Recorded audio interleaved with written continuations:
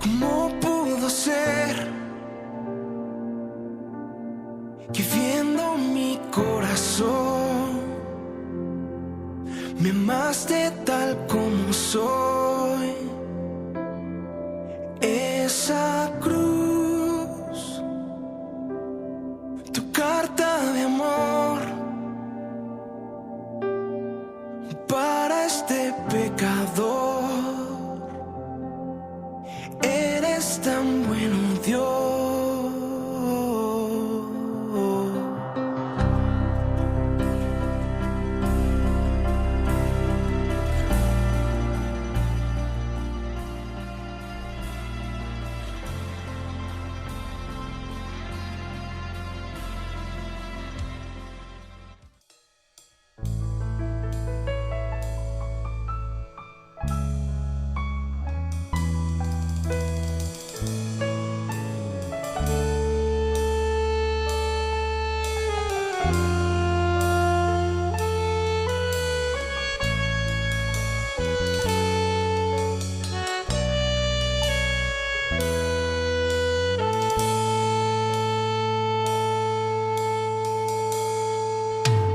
Quiero levantar mis manos,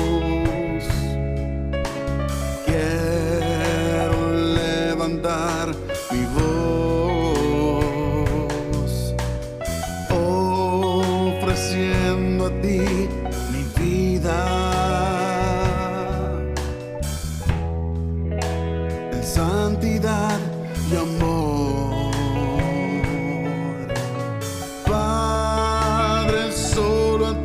Te ofrezco mi vida y mi corazón, y me postro en tu presencia en adoración.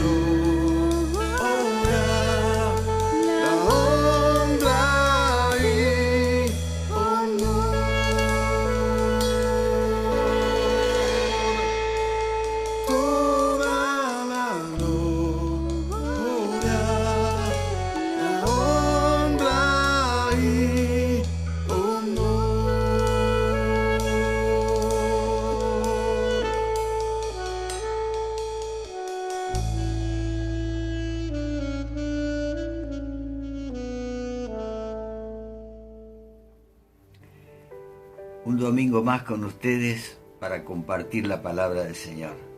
Después de haber alabado, adorado a nuestro Dios y de darle gracias por su amor, por su protección y por la respuesta que hemos tenido a tantas oraciones de hermanos que han salido de situaciones difíciles.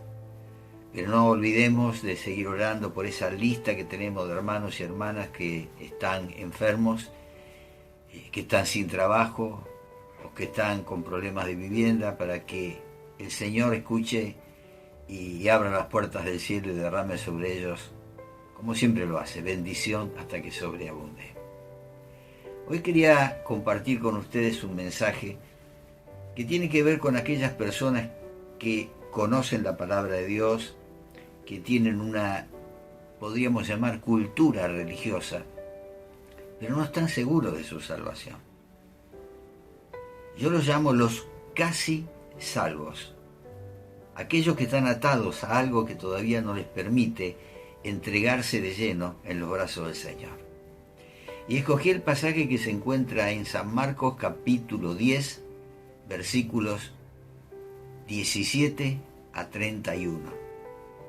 Voy a leerlos de la Nueva Versión Internacional. Dice así: Cuando Jesús estaba ya para irse, un hombre llegó corriendo y se postró delante de él. «Maestro bueno», le preguntó, «¿qué debo hacer para heredar la vida eterna?» «¿Por qué me llamas bueno?», respondió Jesús. «Nadie es bueno sino solo Dios.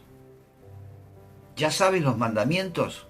No mates, no cometas adulterio, no robes, no presentes falso testimonio, no defraudes, honra a tu padre y a tu madre». «Maestro», dijo el hombre, «todo eso lo he cumplido desde que era joven». Jesús lo miró con amor y añadió: «Una sola cosa te falta. Anda, vende todo lo que tienes y dáselo a los pobres y tendrás tesoro en el cielo. Luego, ven y sígueme». Al oír esto, el hombre se desanimó y se fue triste, porque tenía muchas riquezas.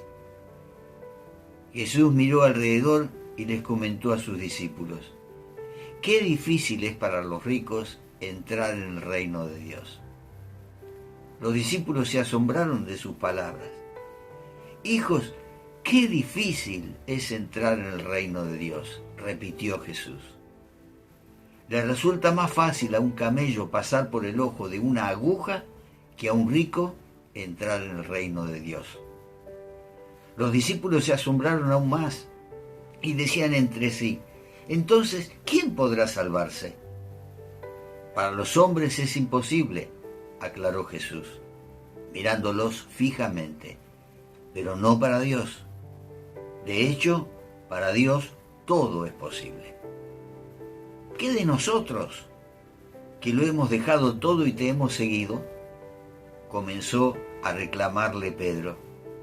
«Les aseguro», respondió Jesús, «que todo el que por mi causa y la del Evangelio haya dejado casa, hermanos, hermanas, madre, padre, hijos o terrenos, recibirá 100 veces más ahora en este tiempo, casa, hermanos, hermanas, madres, hijos y terrenos, aunque con persecuciones, y en la edad venidera la vida eterna. Pero muchos de los primeros serán últimos y los últimos primeros». Cada vez que usamos este adverbio, casi, estamos hablando de algo que estuvo cerca de acontecer. Así solemos decir: casi tuve un accidente, casi le digo que sí, o casi caigo en tentación. Y es que cuando hay algo bueno que no pudimos alcanzar por falta de lo que sea, falta de tiempo, falta de esfuerzo. Queda en la mente la sensación de lo que hubiera sido la vida si al final hubiéramos logrado ese objetivo, esa meta que nos habíamos propuesto. Muchos llegan al final de sus días, lamentablemente, con la sensación del casi. En esta presente historia que hemos leído, tenemos a un joven que casi fue salvo, pero al final se convirtió en una de las más grandes tragedias de la Biblia. Sabemos todo que uno de los castigos del infierno será el remordimiento. El remordimiento de aquellos que, habiendo estado tan cerca de la salvación, casi la alcanzan y tuvieron que ir allí, como en el caso de este joven rico. Cuando comparamos a los hombres y mujeres que depositaron su fe en el Señor, como el paralítico, el endemoniado, el leproso y otros tantos, con este joven, pronto descubrimos la verdadera intención del corazón humano cuando se acerca a Jesús. ¿Hasta dónde este joven deseaba la salvación? Y la lucha del alma parece ser la misma. Deseo ser salvo, pero también deseo vivir como estoy actualmente. Deseo seguir a Cristo, pero no estoy dispuesto a dejar lo que más me ata a este mundo. Qué tragedia, ¿verdad? Qué tragedia que alguien como este joven se pierda, habiendo hablado y saludado, estado cara a cara con el Señor, con el dador de la vida, con Jesucristo. También uno de los ladrones que estaba junto a la cruz casi fue salvo, pero decidió burlarse y no arrepentirse. Consideremos brevemente quiénes son los llamados casi salvos de acuerdo con este relato. Yo entiendo que los casi salvos poseen estilos de vida correctas. Como en la presente historia conmovedora, al principio nos cautiva la manera como este joven llegó a entrevistarse con el Señor. Pero luego nos sorprende su inesperado final.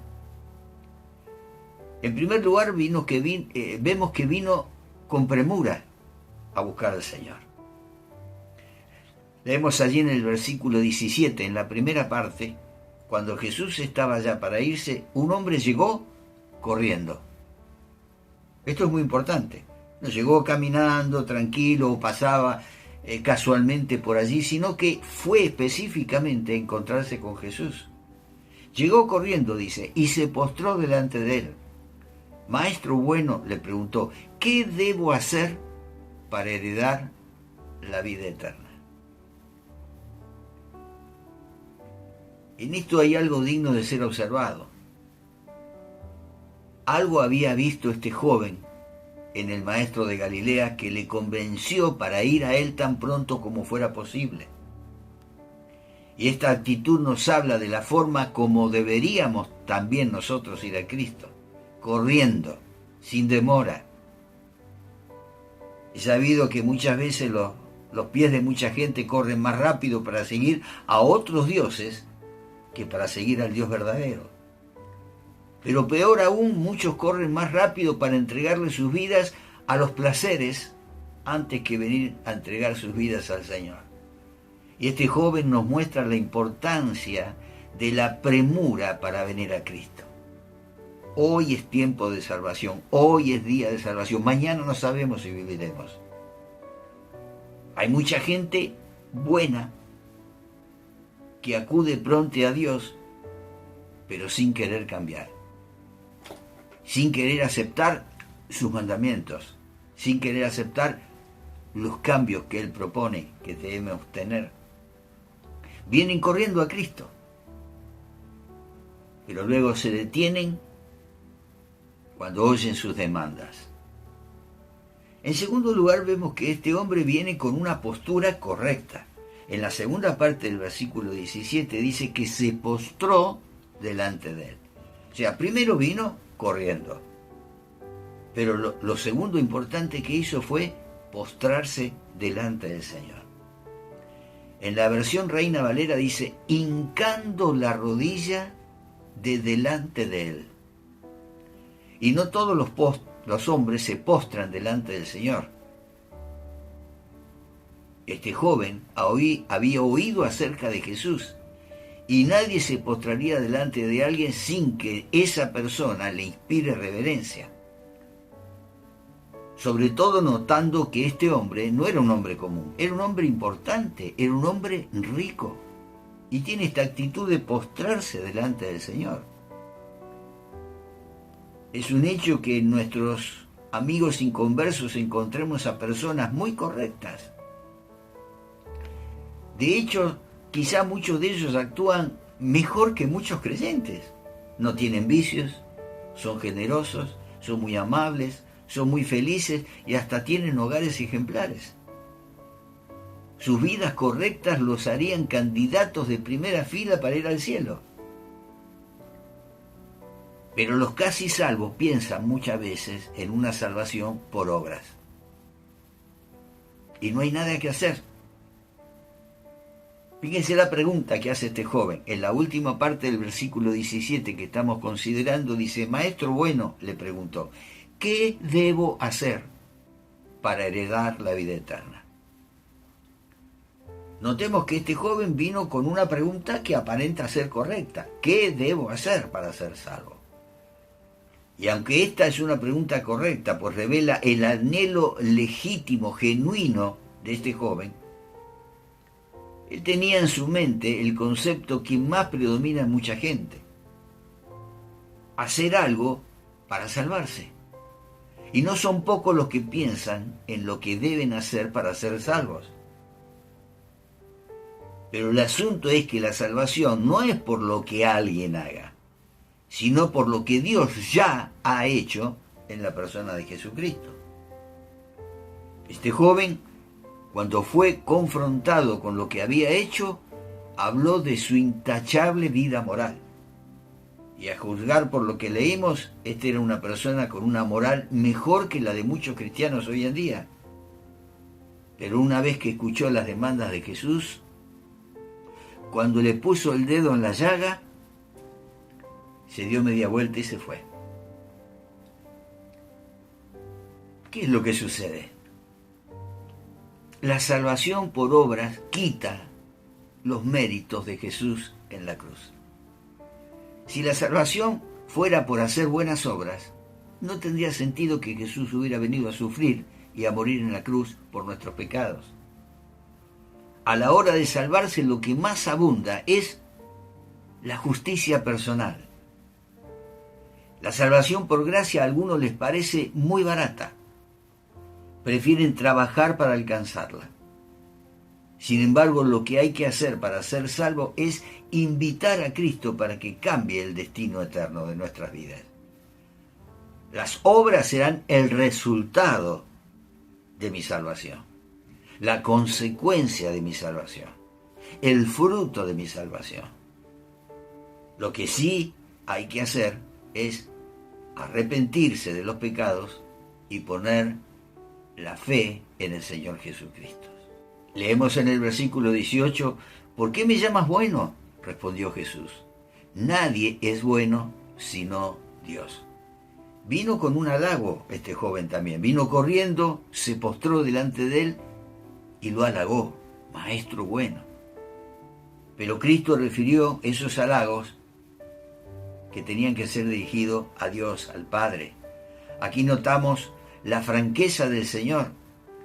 Pudiéramos tener los mejores calificativos para expresárselos a Él, pero los mismos se quedarían en meras palabras si la intención de nuestro corazón es otra. El profeta Isaías había dicho con anticipación, allí en el capítulo 29, versículo 13, este pueblo de labios me honra, pero su corazón está lejos de mí. Podemos adornar nuestras alabanzas con los mejores epítetos, con las mejores palabras. Podemos tener los mejores músicos, las mejores voces. Pero quizá nuestro corazón no está redimido, no está rendido al Señor. Podemos llamar a Jesús de la manera más exaltada,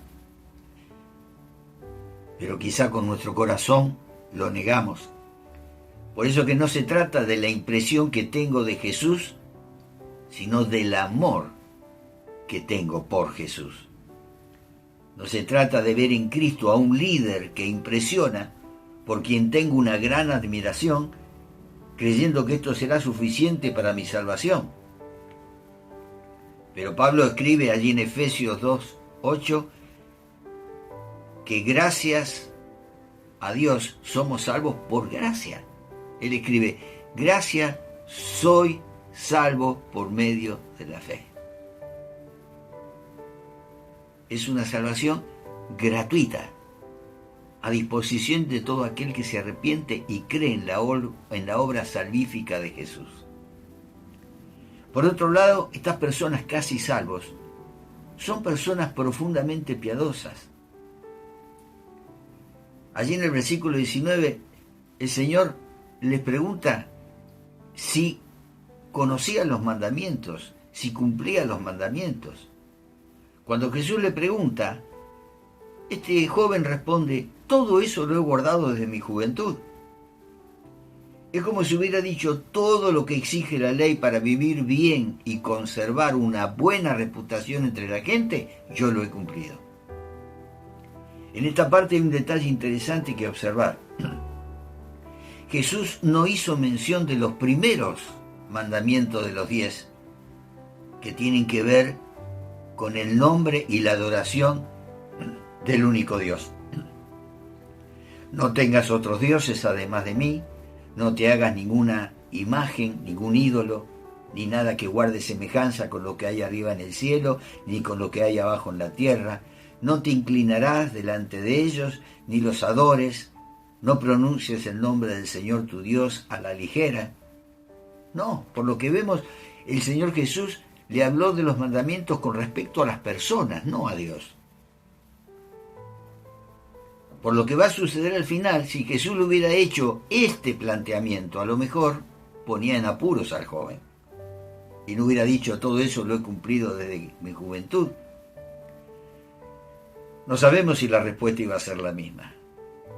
Pues aunque él guardaba los mandamientos que tenían que ver con su relación con los hombres, no robes, no mates, no prestes falso testimonio, eso los había guardado.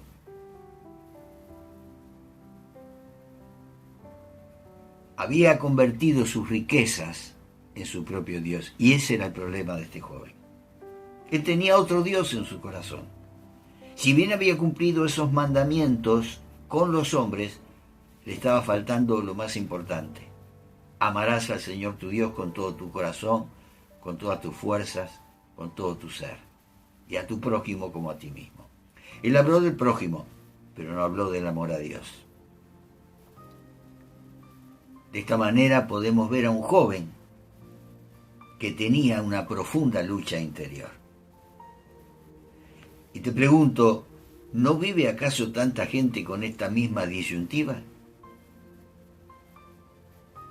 Personas que se esfuerzan por guardar los mandamientos para estar bien con los hombres,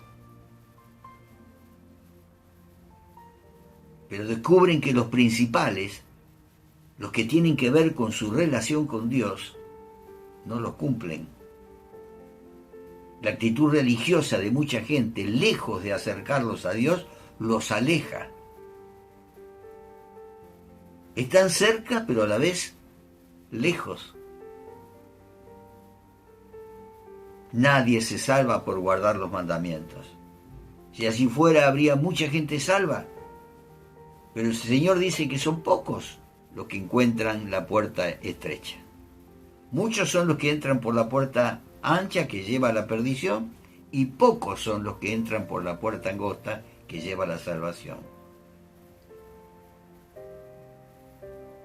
Pensamos que la salvación y el cielo no solo es un asunto de guardar ciertos preceptos.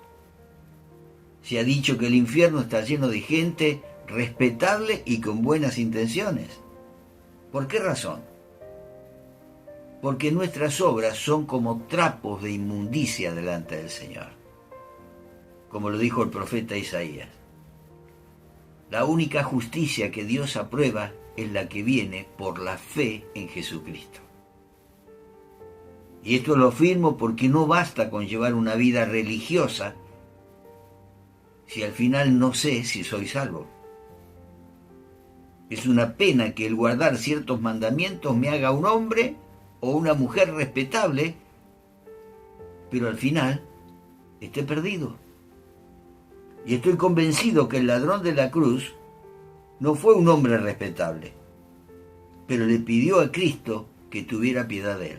Mientras uno se burlaba, otro le dijo: nosotros sí tenemos causa por estar aquí en la cruz, pero este es un hombre justo.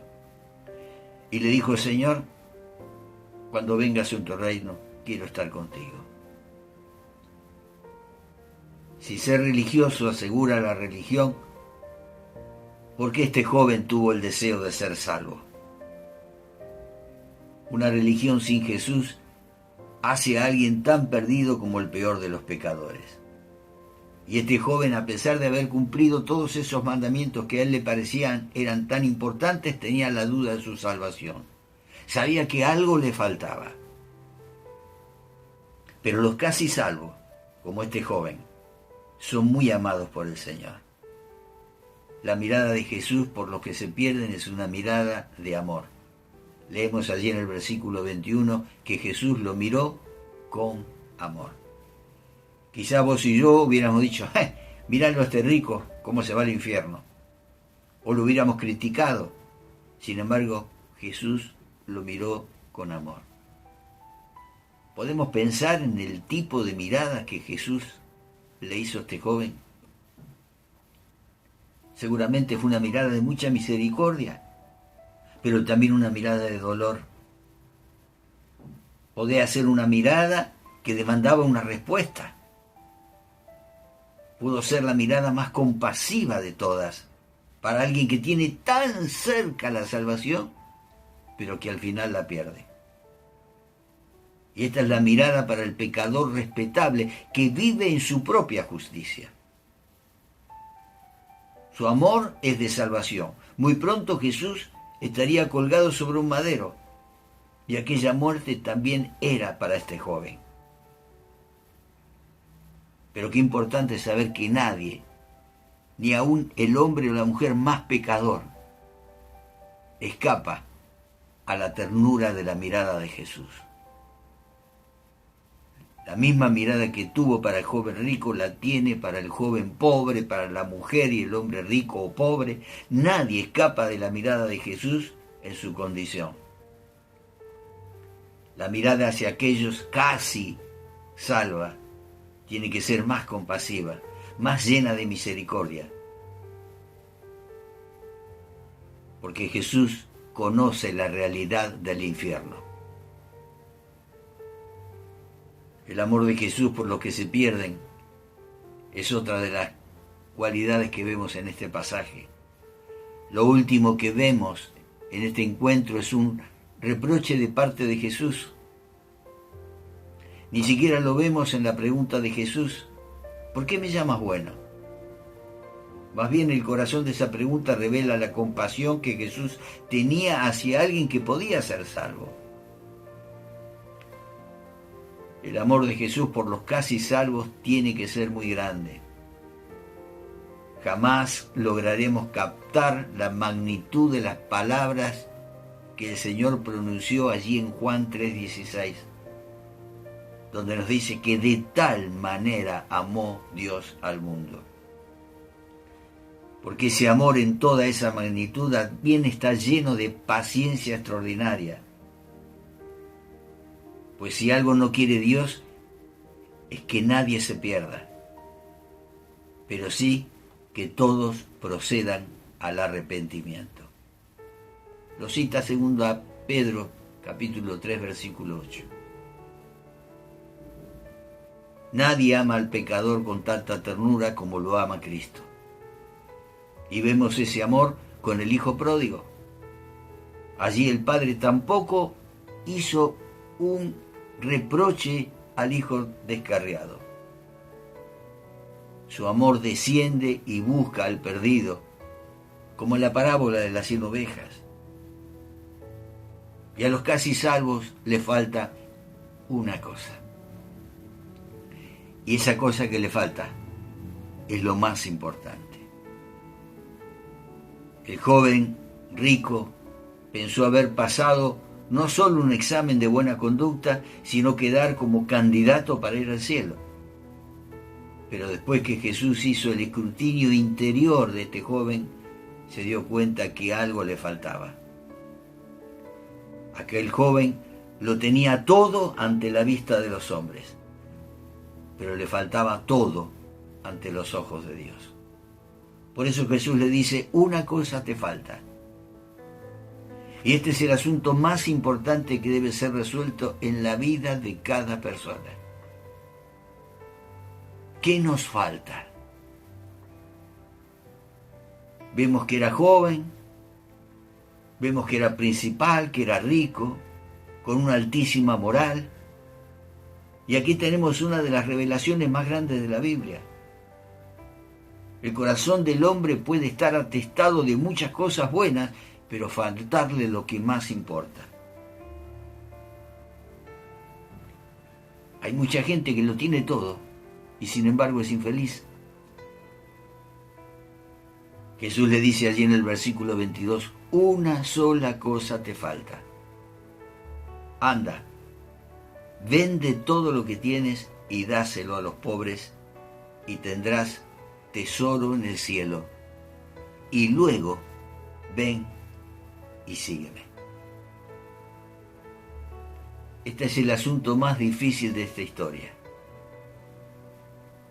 En la primera parte vemos a un joven entusiasta, alegre, seguro de sí mismo y hasta impresionando al maestro con su estilo de vida. Pero luego leemos estas palabras. Al oír esto, el hombre se desanimó y se fue triste. Y este es el cuadro ni más ni menos que en nuestro mundo. Todo se ve muy alegre, pero a la hora de oír las palabras ven y sígueme, el asunto cambia. Nos está listo para hacer los cambios, de dejar los tesoros de la tierra por lo que nos espera en el cielo. A veces no tomamos la decisión que tomó este joven de esta historia, porque hay cosas que nos tienen aferrados, anclados a este mundo. Quizá no sea el caso de las riquezas materiales, pero quizá hay otras cosas que tienen atadas a muchas personas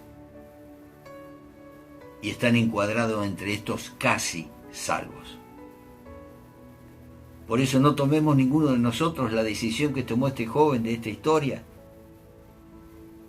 de quedarse con sus riquezas y despreciar lo que tenía ahí al alcance de su mano. Porque lo que está en juego es nuestra eternidad. Seguir a Jesús dejando lo que más amamos es una decisión de valientes. Y esto al final tiene la presente recompensa. Después que el joven rico se fue, triste, porque las demandas para seguir a Jesús le parecían muy altas, los discípulos no terminaban su asombro y tuvieron que hacer una pregunta que les preocupaba sobremanera.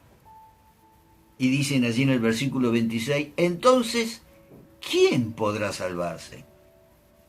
Y la respuesta de Jesús sigue siendo orientadora frente a la inquietud humana. Para los hombres es imposible, no hay nada humano que nos pueda llevar a la salvación. Para los hombres es imposible, aclaró Jesús mirándolo fijamente, pero no para Dios. De hecho, para Dios todo es posible. Y esta es la verdad que hay que afirmar frente a la pregunta que hizo el joven. Dios está interesado en que todos los hombres y las mujeres sean salvos. Pero debemos dirigirnos alegres después de encontrarnos con el Señor, no tristes. Los que no son salvos siempre se van tristes. Piensan más en lo que van a perder que en lo que van a ganar con Jesús. Porque con Jesús siempre ganamos. Y el Señor hoy día sigue haciendo las mismas demandas para todo aquel que pregunta, ¿qué debo hacer para heredar la vida eterna? Allí en el Sermón del Monte hay una sección que dice lo que debemos hacer. Busquen en primer lugar el reino de Dios y su justicia, y todo lo demás vendrá por añadidura. Y concluye el Sermón del Monte diciendo que el que oye estas cosas y las hace, lo compararé al hombre prudente que edificó su casa. Todos lo conocemos, ¿verdad? Pero también está aquel que oye, que conoce, pero no las hace. Al que Jesús llama un hombre insensato, que edificó su vida sobre la arena, sobre una apariencia de santidad, pero en el profundo de su corazón está siempre la duda de su propia salvación. Seguir a Jesús implica estar dispuesto a dejar lo que más nos ata a esta tierra, a este mundo.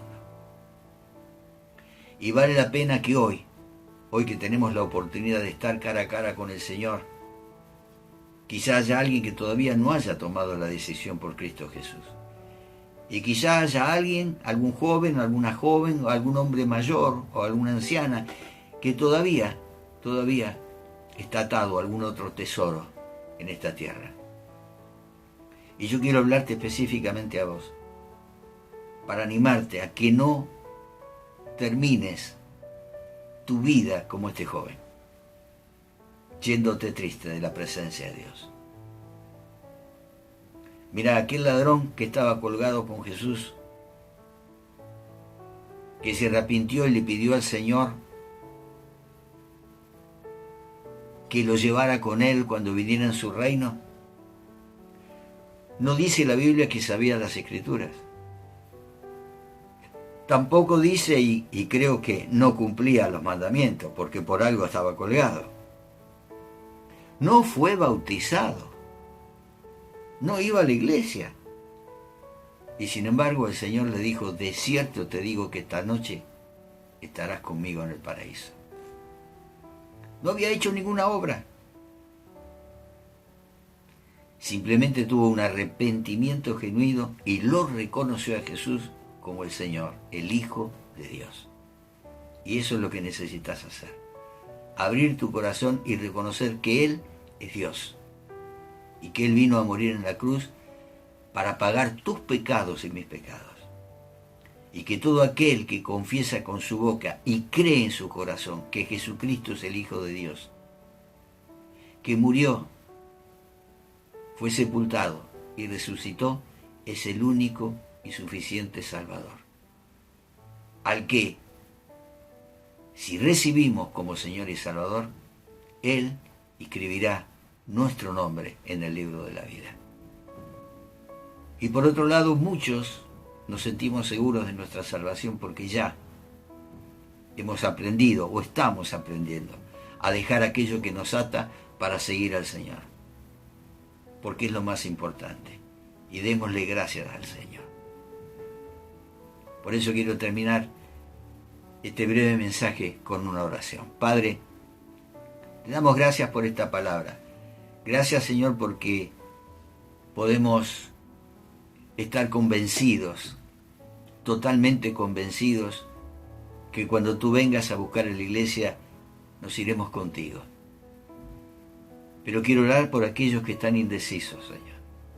Quiero interceder por aquellos hombres, mujeres, jóvenes, ancianos, que todavía están atados a alguna cosa en la tierra, para que ellos puedan desprenderse de eso que los ata y puedan recibirte como Señor, como Salvador y seguirte. Señor, ten misericordia de ellos y ten piedad. y que tu Espíritu Santo los esté convenciendo en este momento de pecado para que se arrepientan y sean salvos. Te damos gracias, Señor, una vez más por tu palabra viva y eficaz, que ha penetrado hasta lo más profundo de nuestro corazón. Señor, que esa palabra no vuelva a ti vacía, sino que deje fruto, y fruto de salvación. Lo pedimos en el nombre de Jesús. Amén y amén. Dios te bendice y nos vemos el próximo domingo, si Él lo permite.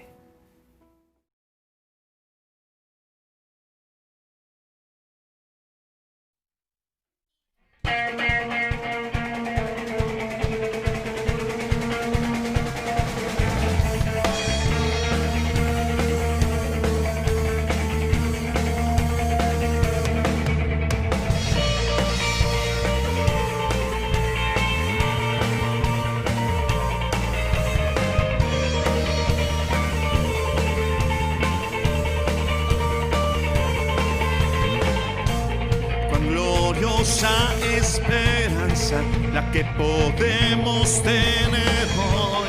El camino ha sido abierto por la sangre que Él vertió.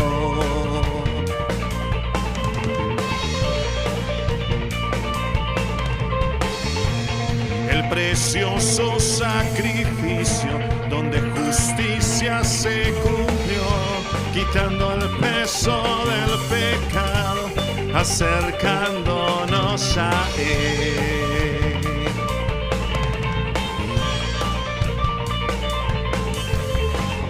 Nos despertaste a tu luz, a la vida que hay en ti, a la vida que hay en ti.